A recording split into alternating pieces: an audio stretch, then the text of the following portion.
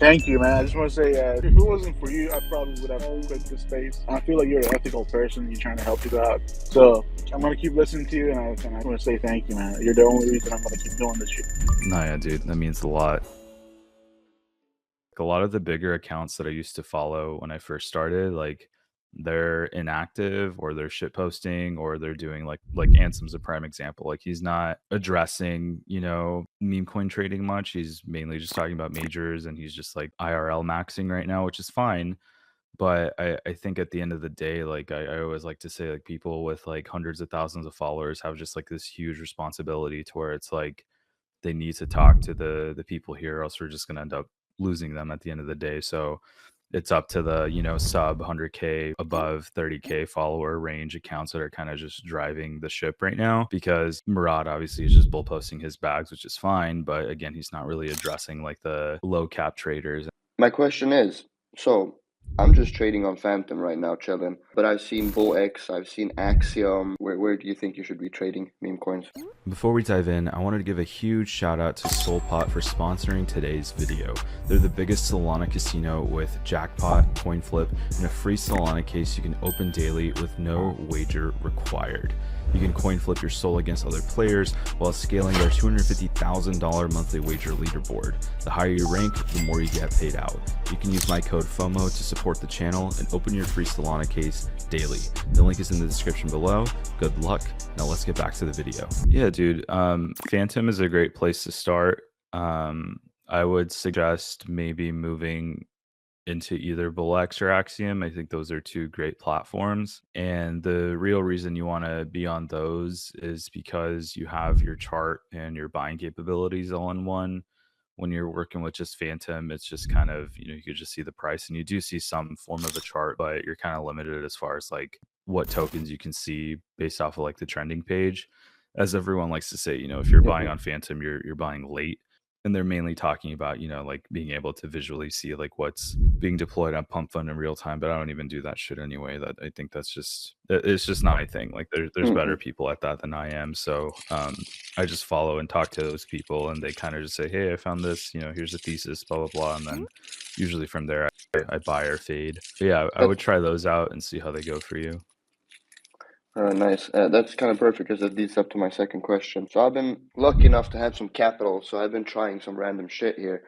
And I feel like I'm a little bit split between either finding that low market cap coin, getting in cheap, and kind of waiting a little bit for it to blast off.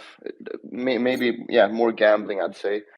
And then this new little strategy or whatever I've been doing is just waiting for the next 10 mil or 20 mil market cap coin and just joining late, selling early, and just, kind of scraping off meme coins. I don't know which one I kind of like more, or if it's like some kind of, if you have an opinion on it.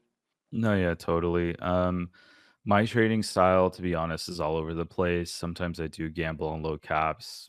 Sometimes I buy, established coins like the quote unquote bottom and hope for a pump. But I am an aggressive profit taker in the sense of like I just started doing this month, but like every Saturday, whatever I have in my soul balance, I cash it out.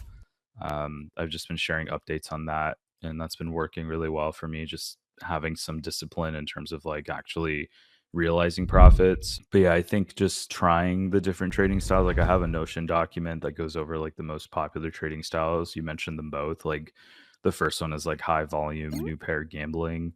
And then the second is like the buy dips, sell rips strategy, I like to call it. And I have an X list on there that kind of explains like what those different trading strategies are and like the different people that I've kind of curated for you to follow. I'm sharing it here in the space right now. And those accounts are like people that share tickers at like optimal buying opportunities. Like they usually share a chart and have like a thesis behind the token, or they just say, hey, like this is like a good dip here to get in on if you're sidelines. The recipe for a successful token falls under three things. The first is virality, or mind share, like who could potentially talk about it or who is talking about it. So for example, big balls, that one took off because there was a lot of mind share around it.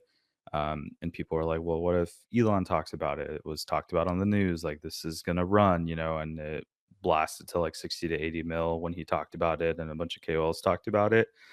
And it's the same thing with routine, for example. There's a ton of mindshare behind it. McDonald's talked about it, fucking Walmart, fucking Halo. Every big account you could think of posted something that has to do with either the water or just the morning routine. Second is narrative. The narrative here is just the most viral video on X ever. Then the third is content, which kind of ties into like the whole mindshare aspect of it. Like there's tons of content being pushed out by it. The main guy posts every fucking day, I think, like the actual creator, Ashton or whatever the hell his name is. What now? Why is it at the price that it's at right now? All of those things. And then I just feel like the majority of people will look at this chart and say it's going to zero because the people that are leading by example are only buying freshly new launched tokens that are under 500K market cap. So what do you think your followers are going to do? They're going to do the same thing that you're sharing. Your strategy is their strategy. Is that how people trade now? Is everyone just copying big traders and just going when everyone else goes in? Or is there still quality field trading? Should I just double down and follow some great trader, or I don't know? Yeah, dude, it's a combination of things. Wallet tracking is definitely a lot more popular now, especially with like websites like KOL Scan and things like that. I feel like you can still do well without wallet tracking. At the end of the day, Twitter is a good alpha, source. I want to say, if you find really good X accounts and you turn notifications on, you can pretty much print all day, every day. Um, Wallet tracking, it works well if you have like a library of wallets, kind of like we do in Mind Gains, and then you get like a curated feed of when like multiple profitable wallets buy something. So that's my extent of wallet tracking at the moment. I've been lucky, I feel like, in the start here, getting some nice trades. I'm up on my portfolio, and that's kind of now why I'm scared maybe to lose my upper hand here, and I want to like see to that I do it well. So, is there any type of specific risk management that you go into in your trades, thinking, okay, if it drops below this, or I don't know, if I see some of these news, I'm gonna back out. No, yeah, definitely. I think just like the core risk management principles are still true and the best way to go about it. I think the rule of thumb is like, if you're rocking a $1,000, port size like that, that's what you have like liquid.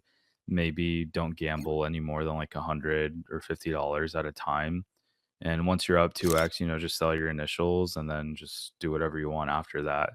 As far as cutting tokens, like I can't tell you how many times I've cut something and then it like pumps like 30 minutes later. Like it's just a curse that I have.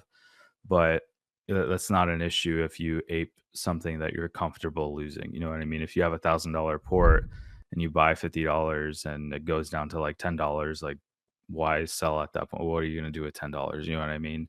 Um, in the event that it pumps or it goes back to break even, which fucking happens, especially if you don't understand TA like me. And you just top blast, 500K market cap shitters, then it goes down to like 80K. Then you're like, fuck this coin, sell it. And then it goes back up to 500K like an hour later. Yeah, that's like as far as my thing with like risk management. Just if you ape comfortably, you won't have to worry about selling dust because everyone always says don't sell your dust,